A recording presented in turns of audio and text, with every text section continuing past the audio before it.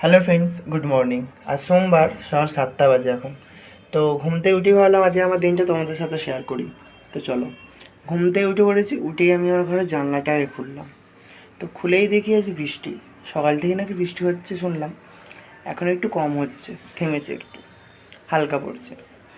তো যাই হোক, উঠেই আমি আমার সেকেন্ড কাজ যেটা থাকে সেটা করে নিলাম। ব্রাশ করা, টুথপেস্ট নিলাম, নিয়ে ব্রাশ করে নিলাম। করে নিয়ে ভাবলাম বাইরে একটু দেখি, বাইরেটা তোমাদের সাথে শেয়ার করি ওয়েদারটা।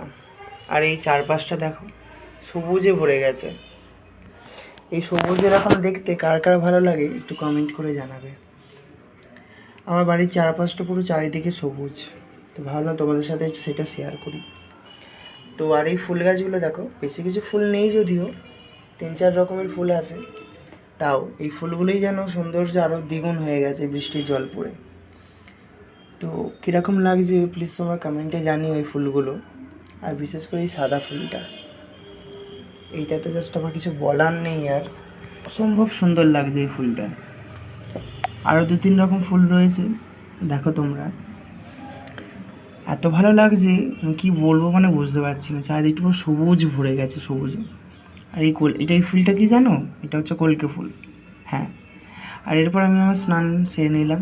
স্নান কমপ্লিট হয়ে যাওয়ার পরে আমি আমার রোজের ডিউটি থাকে সেটা করে নিলাম। আমার কুপুসোনাকে চরণে ফুল নিবেদন করলাম, দিয়ে আমি আমার দিনটা স্টার্ট করলাম।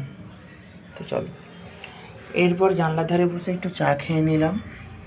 চা খাওয়া কমপ্লিট। দেন মা দিয়ে গেল খাবার, টিফিনে হচ্ছে আজ পরোটা আর আলু চচ্চড়ি। তো খাওয়া দাওয়া